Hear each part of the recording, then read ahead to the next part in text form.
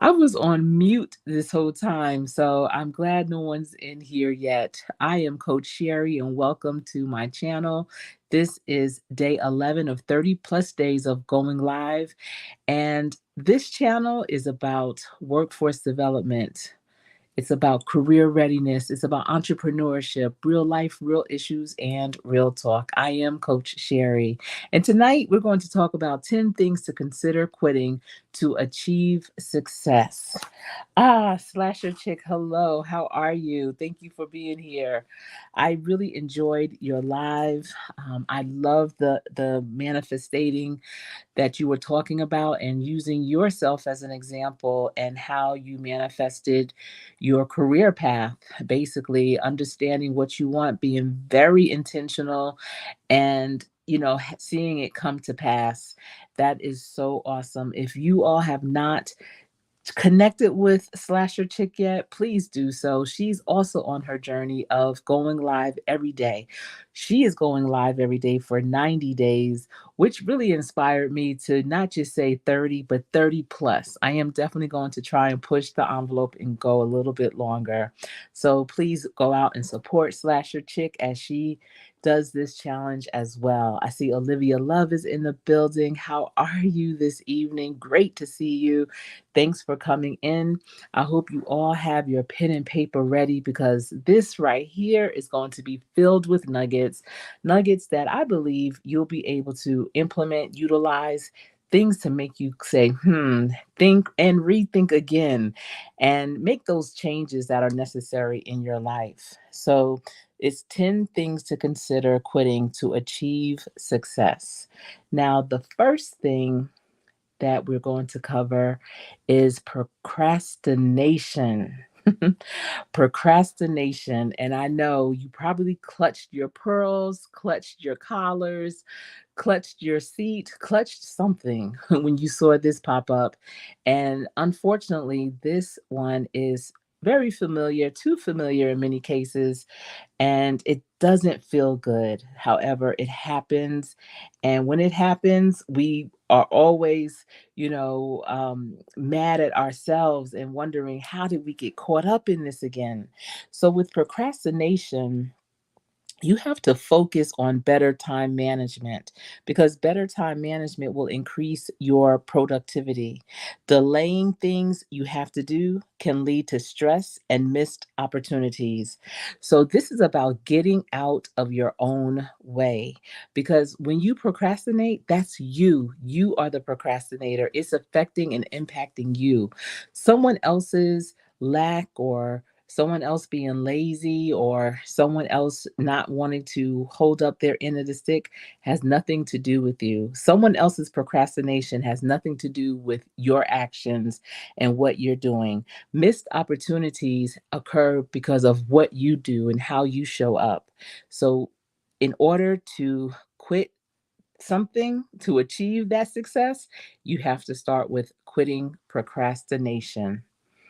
The second thing that you would have to consider quitting would be negative self talk. And if you can put a number 2 in the chat, if you find yourself having negative self talk throughout the day, throughout most of the time, if you feel that you have negative self talk that is holding you back, please put a number 2 in the chat or put a number 2 in the comment section if you're watching this on replay. I see Olivia Love is putting a 2 in that. Negative self talk, oh my goodness. Constantly doubting your abilities can prevent you from reaching your full potential. Now, developing a positive mindset is essential for overcoming challenges. And now, negative self talk is definitely something you can control. And it may sound real elementary, what I'm about to say, very simple, and just like, come on, Sherri, is it that easy? And it really is. You really need to start developing the habit of thinking the opposite. So when you say you can't, You have to change that and say, I can. And even if it hurts, even if in your heart of hearts, like you just are like, I don't know, I've never done this, I don't know anyone that's done it, you have to say, I can do it, I will do it. I will be successful. I will achieve it. Like say it over and over until you kick that negative self talk out of your head. Because when that's in your head, and if you already have naysayers on your shoulders, somewhere in amongst your circle saying what you can't do, what you won't do, what they knew you wasn't going to do. You don't need to do that to yourself too. There's enough people out there doing that. But for yourself in your head, you have to think positive. And when you're doing that, put a authentic smile on your face. Think of something that you love, someone that you love. Get an image. Have a screen on your phone, a screensaver of something that you love, a vacation spot. If you have children, your children, it could be a loved one. It could be a quote, a scripture. Have it on your screensaver on your phone. So when that negative self talk happens, or if those naysayers are in your head or in your ear, you can look at least down by your phone and see something that's going to bring you joy, that you're going to love. On my screensaver, I have my most favorite beach in this country, and that's Destin. And I have a picture that I took, and when I look at that, it just brings back the most amazing memories. I also have a screensaver of my children, my three young adults, and I have their picture of them smiling, standing together. And I remember exactly what we were doing when I took that picture of them. And we had a great time. So that's a moment that I'm thinking about. I also have a screensaver on my phone of my vision board. I took a picture of my vision board and made that one of my screensavers so it can give me something to focus on and concentrate on. So all of that takes me back to who I am, where I've been, what I love and enjoy. And it really washes out any negative self talk that I may have had at that moment. So those are some strategies that you really should consider. I see Slasher Chick is saying, now I even say, we don't talk like that when I backslide. Yes. And I asked someone, even today, almost every day, especially when I'm coaching, what do you call yourself? And, so you're saying we don't, like, we in this together, me, myself, and I, it's three of us all up in here. But, some people may call themselves, like Beyonce calls herself Sasha Fierce. So, sometimes people call themselves a different name, whatever it is, say that to yourself. Say, we don't talk like that. Oh, come on now, Sasha Fierce. We don't talk like that. But definitely you want to redirect. And if you have to continuously say that until it's out, then do so. It may not be one and done. So you might have to continue to say that to yourself. All right. So that's number 2. Let's see what number 3 is. Oh, let me pull up number 3 from my photo library. I had a feeling that was going to happen because when I actually did these on Canva, and for some reason, when I download Canva onto my device, it brings it down twice. So number 3 is the fear of success. Now, typically, you always see fear of failure, but I believe it's really fear of success. And fear of failure, just think about it. That's actually really easy. That's when you say, you talked about it, but you weren't being about it. And talk is cheap. And unfortunately, in many communities, that's all people do is talk. They sit on the front porch and talk. They sit in the barber shop and talk. They sit, um, you know, amongst their family and friends at cookouts and talk. They sit on the phone and talk. All they do is talk. And they talk about what they're going to do, what they want to do, what they would like to do, but they have no action. And so when it doesn't happen, they always say, well, I was afraid of it. What are you afraid of if you didn't take any action? So you actually were afraid of success because maybe you didn't know anyone who achieved that level of success before, so you didn't know what to do next. Maybe you know someone that did it, and the people in your circle were like, oh, they changed, and you didn't want to be looked at differently from the people in your life. Whatever it is, it's not a fear of failure. Fear of failure doesn't even feel any kind of way because it's unfortunately it's what's expected in many cases. It's the fear of success. The success is the surprise. Just look, when people become successful, if they were on their grind, they're doing something that's so unique, so different. They're utilizing their talents to their fullest. And when they achieve that success, people are surprised, like, what? You did that. Go ahead. Oh my goodness, yo, that's you. But when you fail, what do people say? Come on, you want some fried chicken?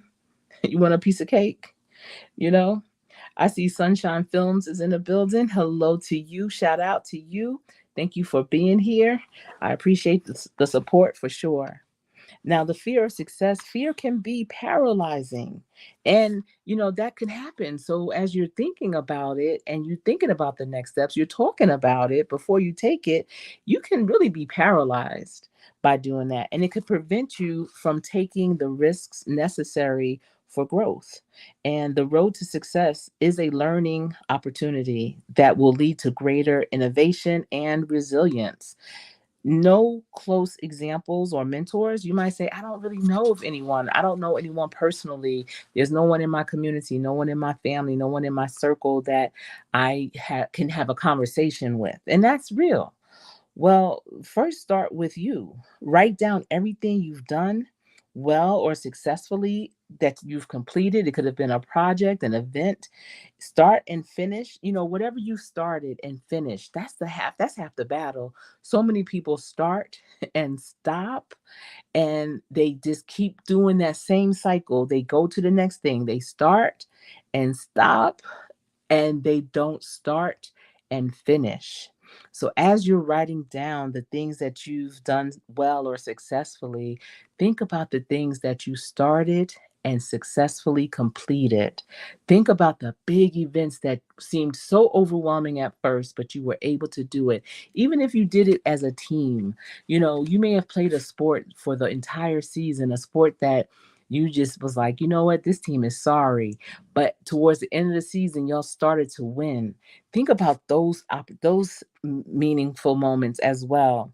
And then you want to remember how you did it, what it took, how you felt, what you learned. Don't ever forget those moments. Those are going to be the skills you bring with you everywhere. Those are the examples that are telling you that you can do it, that you can do anything you put your mind to. I remember growing up, my mother used to always say, oh, I see Vernell Livingston is in the building. Hello. Tonight, we're talking about 10 things to consider quitting to achieve success. Growing up, I remember my mother and father, they really believed in me. And my mother used to always say, oh, my Sherri can do it. Oh, my Sherri can do that. And I used to be like, in my head though, I would never tell her, this out loud, but I used to be like, what is she talking about? Like, Mom, I cannot do everything. And, it would make me feel some kind of way because it seemed like a lot of pressure, but it wasn't pressure because she wasn't pushing me towards anything. She just would speak that out because she had that much belief in me. And I would do things, and in my head, I would do it because I knew that she had that belief in me. I knew my father had that belief in me. I knew that they had trust in me as well. I knew they trusted that I would do the right thing and always do my best. So I did. And I was able to be successful in so many things. But I didn't fully believe that I could do anything until I became my mother's primary caregiver as she lived with ALS. And I had to do things medically that I never in a million years thought I would be able to do, thought I would ever have to do. And I did it successfully. And I always say that me caring for her in her last days, in her last couple of years of life, were my last life lessons to prove that I can do anything, that I can be successful. So I'm telling you that remembering the things that you've overcome, things that you've done well, those are the things that prove to you that you can be successful, that you can do those challenging things. So don't ever forget those things for sure. So then, okay, we don't have a mentor, but you wrote down and you know who you are. But then find someone, even if you don't personally know them, that you admire, understand their story, and understand their story just to the point of you are looking at them like, hey, you know what? If they can do it, so can I. And it might not be the same for you. That it is their it, but we all have an it. So whatever that it is, you know that they were able to achieve it in spite of, regardless, then you definitely can. And so for me, my mentor in my head, the person that I look at like that is Oprah, and all the challenges that she had to go through to get to that successful career. If you're looking for someone and you're like, Sherry, there's really not a lot of examples out here, I would say read Think and Grow Rich by Dennis Kimbro. It's Think and Grow Rich, A Black Choice by Dennis Kimbro. And in that book, it is so powerful. He basically rewrote the original Think and Grow Rich, and he put that Black choice twist to it by putting examples in front of each chapter of a Black pioneer from near and far, from back in the day to almost recent. I mean, I feel like I first read that book in the early 90s, but it's still very relevant because all of those stories are true. It don't matter when it happened, and they overcame in spite of. And he's talking about these pioneers, these Black pioneers that came through the trenches. Like, if you think you were poor, if you think you had it hard, you need to read some of these stories and how they were successful anyway. And so when you read those stories, they are meant to inspire you, to encourage you that if I could do it, so can you. So I encourage you to pick up that book. If one of your goals for 2024 is to read more, that is definitely a book I would encourage you to read. I remember when I was reading it, and this is how long ago it was. It was before text messages, it was before email. And when my husband would go to camp in the summer for his sport, I would write him letters. And in those letters, I would have excerpts from that book because it was just so encouraging. It's like, one of those, if you think what you're going through is hard, look what this person came through, and just to really inspire and motivate for sure. I see Vernell is saying she had confidence in her ALS girl. Yeah, that was it. She did. And it was a blessing and it was my honor for sure. So that was number 3. And I hope you're all writing this down. And so, number 4 for 10 things to consider quitting to achieve success. Number 4 is toxic relationships. Toxic relationships. So, when we talk about toxic relationships, we're talking about the fact that you really need to surround yourself. You should not surround yourself. Let me rewind. When we're talking about toxic relationships, it's when you are surrounding yourself with negative people. They can drain your energy and divert your focus from your goals. Sometimes I believe that people are planted in our way, especially when we're close to reaching that next level. And there sometimes I feel like they're planted to be a distraction. And that's when that happens, and when you recognize that, that's when you have to really fight hard to keep moving and keep focused. That's when you really have to stay on the right track and just keep pushing forward, taking action, putting one foot in front of the other. Don't let them tear you down. Don't let them divert you. Investing in supportive and uplifting relationships is so crucial. It's so crucial. People that have high energy, people that are minding their own business and doing their thing, those are the types of relationships you need to be surrounding yourself with when you are on that grind trying to move forward. People that are in the same place, same time, going around in a circle with no going nowhere fast is what I also like to call it. You don't need them. You don't need that type of relationship when you're trying to elevate and do something different and better for you and your family. And number 5 For 10 things to consider quitting to achieve success. Number 5 is the need to control. The need to control. The need to control everything, especially. So trying to control every aspect of life, it can be exhausting and impractical. So, learning to adapt and go with the flow can reduce your stress and lead to new opportunities. If you are so gun ho or so um, straight and narrow and standard on what you're doing, you don't have any kind of flexibility, you're going to miss out on different opportunities, on new opportunities. So learn how to pivot and be flexible. I always say that to people, especially in what I do. I'm always like, look, you got to keep your head on a swivel and be able to pivot. That is so important. When people see that you're not capable of doing that, then they're like, they're just set in their ways. You ever hear that? A person is just set in their ways. Don't even worry about them over there. They gonna be good doing it wrong or doing it the same way, not being relevant, not being practical, or not